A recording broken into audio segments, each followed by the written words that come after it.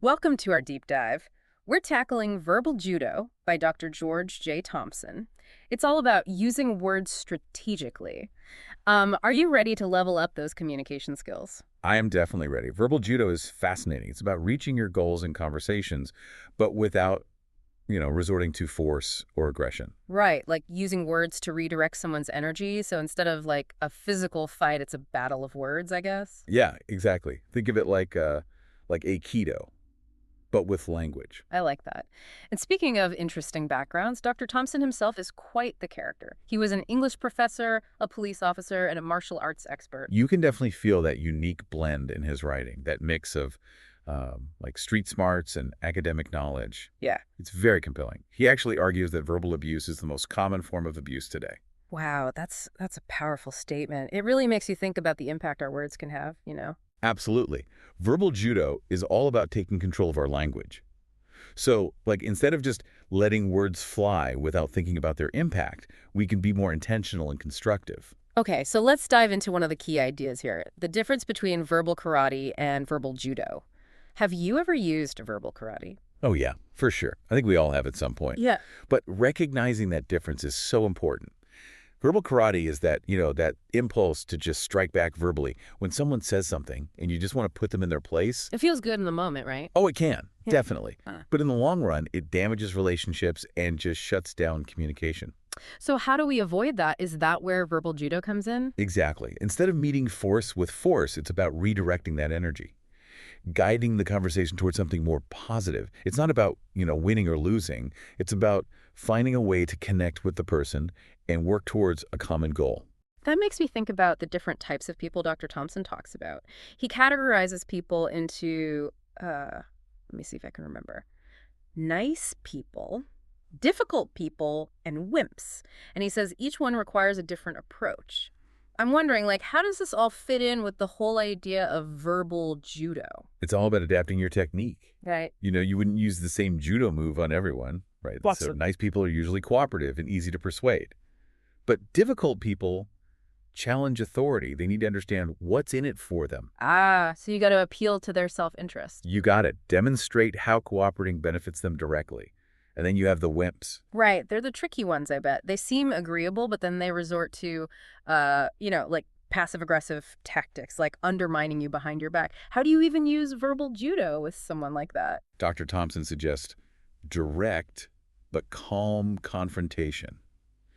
Call out the behavior, but without getting emotional or aggressive yourself. It's all about clear boundaries, holding them accountable, but always maintaining that professional demeanor. That's where empathy comes in, a really key part of verbal judo. Okay, but empathy, it's not the same as agreeing with them, right? Or saying their behavior is okay. Exactly. It's not about condoning their actions. It's about trying to see their perspective. Even if you don't agree with it, you're trying to understand the world through their eyes. And that can help you disarm them. Find a way to redirect that energy. So how do we put this into practice? Dr. Thompson talks about this thing called the five-step hard style, right? It sounds a little intense. It is a little, but it's super useful. Think of it as a roadmap. For any tough conversation, the first step is simply ask. You just make a clear, straightforward request. No beating around the bush. Nope, get right to the point. Then you have to set context. Explain why you're asking and how it benefits everyone. You're basically giving them a reason to say yes, Yeah. right? Exactly. And then, this is interesting, you present options. Give the person choices, even if you kind of nudge them towards what you want them to choose. Wait, really? Why give them choices if you're trying to persuade them? Because it gives them a sense of control. People hate feeling trapped. Giving options makes them feel like they're part of the decision, even if you're subtly steering them in the right direction. Okay, that's clever. So we've asked, explained, and given choices. What are the last two steps? You confirm, which means you acknowledge any resistance they might have. You can even ask, like, is there anything I can do to make this work for you? It shows that you're genuinely trying to collaborate. And lastly, you act. Take the appropriate action based on how they respond. So you're always in control of the conversation, even when things get heated. Right. What about those times when someone throws a verbal jab your way? They say something to try to get under your skin.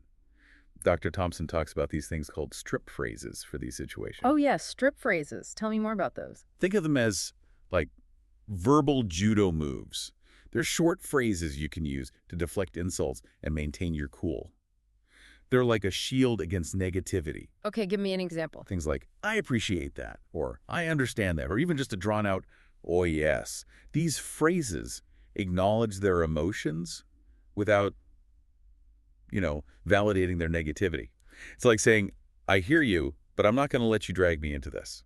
That's so simple, but I can see how it would be super effective in diffusing a tense situation. Right. It's all about staying calm and not letting them dictate the tone. Yeah. You're basically saying, I'm in control here. I'm starting to realize that this is more than just like a communication technique. It's a whole new way of thinking. It really is. Yeah. And we've just scratched the surface of verbal judo. There's so much more to discover. I'm ready for more. Well, Dr. Thompson has some incredible real-world examples that bring all these concepts to life. We're going to delve into those in the next part of our deep dive. Awesome. I can't wait to hear them. Get ready for some seriously insightful stories. Okay. Bring on the real-world verbal judo. I'm ready for those stories. Yeah, Dr. Thompson has some great ones. He really brings these concepts to life. One that really stuck with me was about Sergeant Bruce Fair.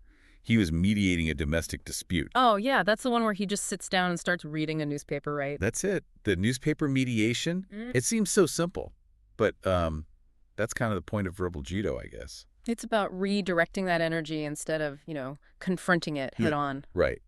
This story starts with Dr. Thompson, who's a rookie cop at the time. He's responding to a domestic disturbance call with his training sergeant. And his sergeant just throws the rule book out the window. He does. Instead of barging in all authoritative, he walks into the apartment, sits down on the couch, picks up a newspaper, and asks to use the phone. Like he's a guest. Exactly. It's like he totally flipped the script. He forces the couple to become the hosts. I love it. It's like he's using their own social norms against them. So how did they react? Did they, catch on to what he was doing? Not at all. They were completely thrown off guard. The arguing stopped. They offered him the phone, even made a little small talk, Dr. Thompson says. The whole atmosphere in the room just changed. That's wild. So by refusing to engage in their conflict, the sergeant actually got them to look at their own behavior. It's brilliant. Sometimes the best approach is that indirect one. You're not trying to overpower the other person. You're shifting the entire dynamic. That is a powerful example. What other stories really show this verbal judo magic at work? Well, there's the one where Dr. Thompson talks a suicidal man out of harming himself. This one shows just how important empathy is, really understanding the other person's view of the world, even when it doesn't make sense to you. This is the mountain man in the alley story, right? Yes. Dr. Thompson encounters this man who's clearly in a lot of pain. And instead of logic, he taps into the man's superstitions. He tells him a story about his grandmother who's passed away, says she's not happy with him wanting to end his life. Wow. So he's speaking to the man's emotions, not his reason. Exactly. It was risky, sure, but, it was a life or death situation. You got to try something. And it worked? It did. The man hesitated and eventually agreed to get help. Incredible. It really shows that effective communication, it isn't always about facts and logic. Sometimes you have to connect on a deeper level. Exactly. You got to meet people where they are, speak their language. Oh, that reminds me of the story with the Japanese girl at the police station. She was hysterical, couldn't communicate, and Dr. Thompson did something really unexpected. Oh, yeah. That one's a great example of how nonverbal communication can be just as powerful as words. He just handed her a pen and paper. So smart. Gave her a way to express herself without having to, struggle with a language she wasn't fluent in. It worked like a charm. She calmed right down and was able to explain what was wrong. Her boyfriend had been arrested, and she needed help. It's a good reminder that sometimes the best way to de-escalate is to just create space. Let the person calm down. Absolutely. Sometimes the best verbal judo isn't even verbal. I'm seeing now how verbal judo is so adaptable. It's not a rigid set of rules. It's more like a way of thinking, right? That's a great way to put it. It's a toolkit for tricky situations. And Dr. Thompson gives you all the tools you need. We've been talking a lot about difficult situations, but verbal judo isn't just about defense or conflict. Right. It's also about building good relationships. Right. You can use it to create win-win situations where everybody feels heard and respected. Like when he talks about praise, he's a big believer in specific and genuine praise. He is. Way more effective than just a vague compliment, and definitely better than mixing praise with criticism. Oh, he really doesn't like that, does he? Nope. He says the criticism always overshadows the good stuff. So keep them separate. Positive feedback at one time, constructive criticism at another. Exactly. It's all about recognizing the power of positive reinforcement. We all want to feel appreciated. And when you praise someone for something specific, you're encouraging them to keep doing it. It's a powerful way to influence people and build those good connections. Of course, there are times when punishment is necessary. I was wondering about that. How does verbal judo apply to situations where you need to discipline someone? Well, Dr. Thompson says that discipline, it should be unemotional, unbiased, and focused on teaching, not on punishing. That's tough, though. Right. It's hard not to react emotionally when someone messes up. It is. It takes practice. Hmm. But he says to take a step back when you're feeling those emotions. Ask yourself, what am I trying to achieve here? What message do I want to send? So it's about being strategic, choosing your words carefully to guide the person towards positive change. Exactly. Focus on the behavior, not the person. All this talk about communication makes me think about our own internal dialogue, like what we say to ourselves. Dr. Thompson even talks about the inner voice, right? Right. And how it can really sabotage us. Yeah, the inner voice, Yeah. that little voice in your head that's always ready to say all the things you know you shouldn't. It's like the voice of verbal karate, ready to lash out with insults and put-downs. It feels good to listen to sometimes, but it doesn't lead anywhere good. How do you quiet that voice? It takes a lot of self-awareness. Dr. Thompson says you have to notice when it's taking over and make a conscious choice to do something different. So it's about recognizing that we have a choice. We can escalate or de-escalate, guide the conversation in a better direction. That's the key. It's about taking control, choosing words that build relationships and create a more harmonious world. And that brings us right back to empathy, doesn't it? The foundation of verbal judo. It does. It's not about agreement, it's about understanding, seeing things from their perspective. So in the end, it's not about winning or losing. It's about creating a situation where everyone feels heard and respected. Exactly. And that's what makes verbal judo so powerful. It's not just about getting your way, it's about creating a better way of communicating, a more harmonious way of being in the world. I feel like this deep dive is really changing how I think about communication. It's like a dance, you know? This delicate balance between words and energy. It is a dance. And verbal judo gives you the steps you need to move more gracefully, more Okay. intentionally.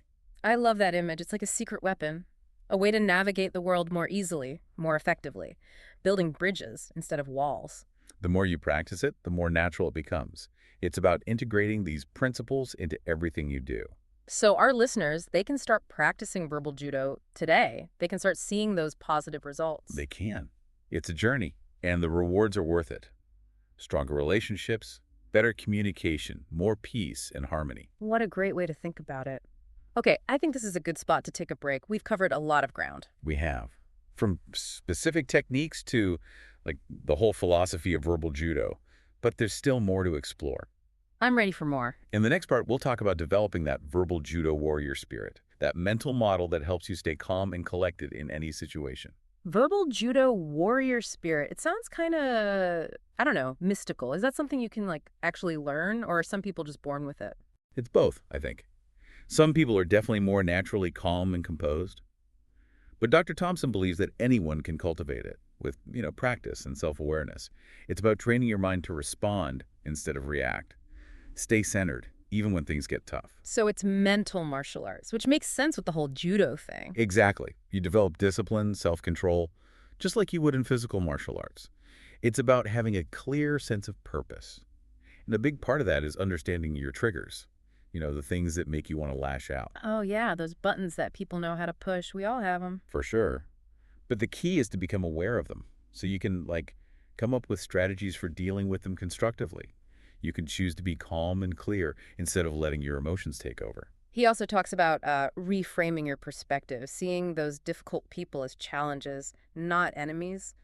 That seems hard, though, especially when you're in the middle of it all. It is. It's a big shift in how you think.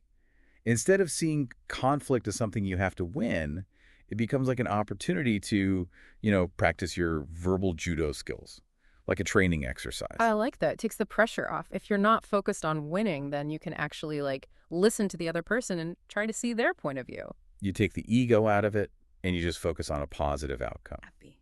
for everyone.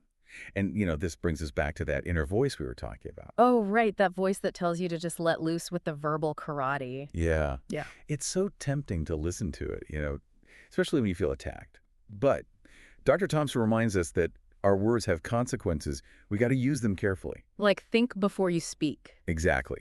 But with verbal judo, it's more than that. It's not just about avoiding bad words. It's about choosing words that help create a positive outcome, words that strengthen relationships and build understanding. So we have the power to, like, shape the conversation. We can escalate it or we can de-escalate it, lead it in a better direction. And that's always our choice, no matter how difficult things get. That's what's so great about verbal judo. It gives us the tools to handle anything. This has been really eye-opening. I'm seeing communication in a whole new way. It's like this dance between words and energy. It is a dance, the delicate one. And verbal judo gives you the steps to move gracefully and with more intention. It's a secret weapon, a way to move through the world and actually build connections instead of tearing them down. And the more you practice, the easier it gets. You start doing it without even thinking. That's a great takeaway for our listeners. Verbal judo isn't just a theory, it's something you can do, something you can get better at. The benefits are huge, too. Better relationships, better communication, more peace in your life. Okay, I think it's time to wrap up this deep dive. It's been a real pleasure exploring verbal judo with you. Thanks for having me. It's been a great conversation. And to our listeners, think about how you can apply these ideas in your own life. Start small. What will you say differently tomorrow? How will you approach those tricky conversations? What verbal judo moves will you try out? Remember, you have the power to create positive change. And it all starts with the words you choose. That's a great thought to leave everyone with. Thanks for joining us on this deep dive into the art of verbal judo. Until next time, keep practicing those moves. And remember, your words can be a weapon, or they can be your greatest ally. It's up to you.